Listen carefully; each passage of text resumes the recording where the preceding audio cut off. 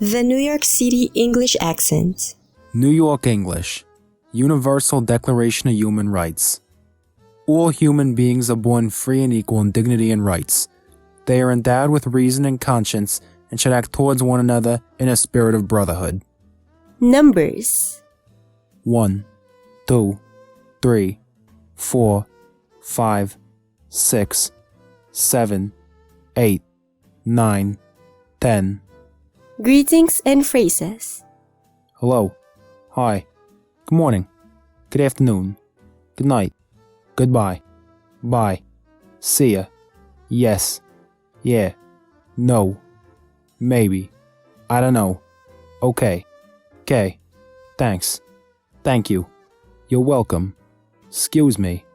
I'm sorry. Vocabulary and sayings. Bananas. Bodega. Brick. City that never sleeps. Dumb good. Forget about it. Hero. Let me get a... Mad. Online. Pie. Schmear.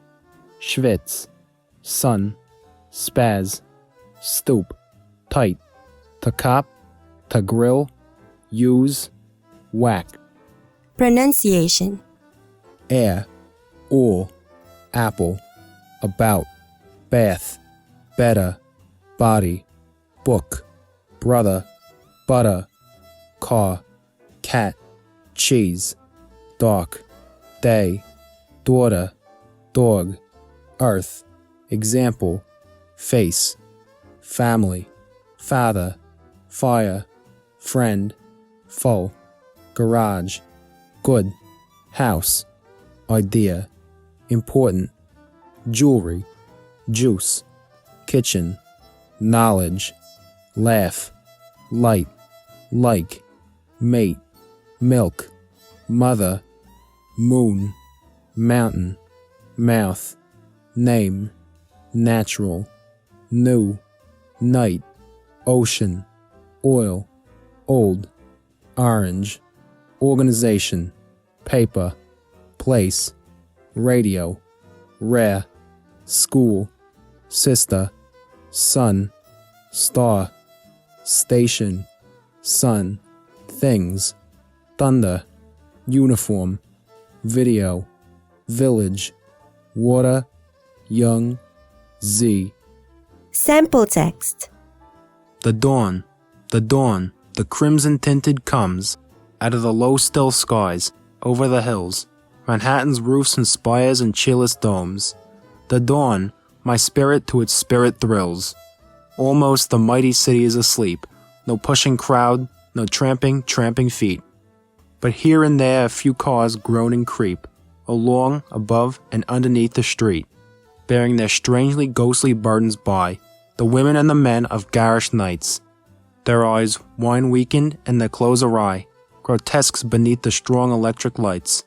The shadows wane, the dawn comes to New York, and I go darkly rebel to my work. The wren. The wren. The wren used to have his nest in the car shed.